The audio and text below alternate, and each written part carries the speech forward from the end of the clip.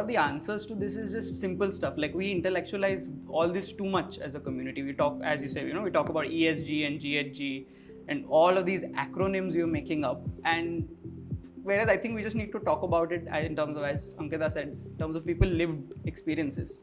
So one thing that was really useful for me is communicating this to, say, my grandmother in Marathi. Like, can I explain to her different scopes of emissions in Marathi?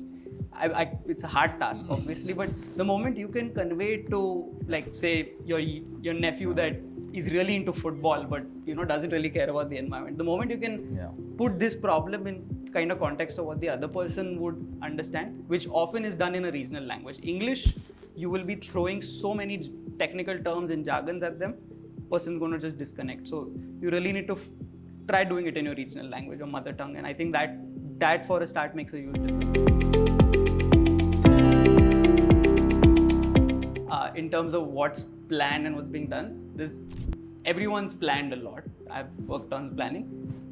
Not a lot is being done. I would go so far as to say barely anything is being done. And it usually depends on like a local champion in the system, like if you have a really forward-looking politician or an IS officer, or even just anyone who's in the system that's empowered that wants to action this. But it's really hard to find and inculcate those people if that is not a political priority. And even though climate is not a divisive issue in India, it's not exactly a political priority. Like, we'll talk about AQI, but we're not going to vote on AQI. So that's, I guess, the sad reality why not a lot is being done is because systems are transparent. Civil society has been talking about it, but currently public institutions are not really listening to the hard things that they need to hear, which is something that used to happen at least, a few years ago.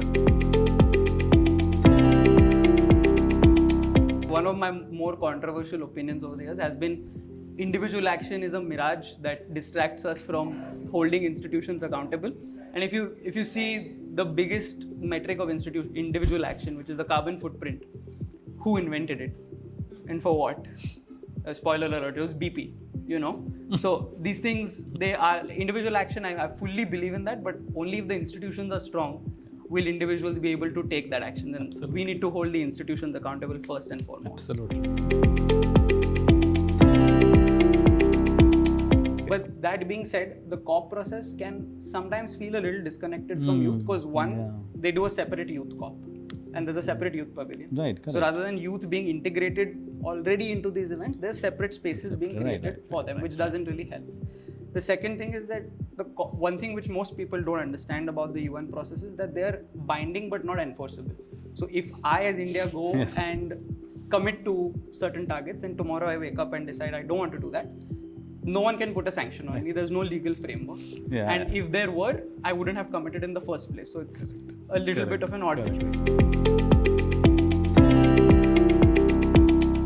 So as part of that, obviously, we didn't want it to be a top-down kind of policy document. And there was a risk of that because there's obviously a lot of political will in that. It could be top-down. So for the stakeholder consultations, we had stakeholder consultations by track: urban greening, air quality, flooding, buildings. And there's two others that I can't think of right now.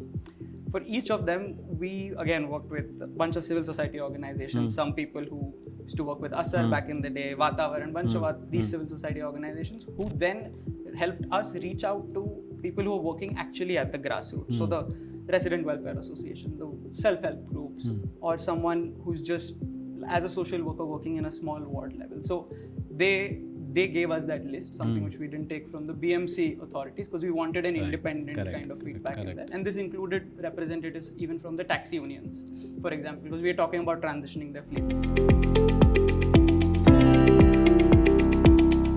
So I think the connect, I strongly believe, should come from elected representatives at all levels because they are the ones that are making the commitment, and they are the ones that also will be working with people that face the lived realities.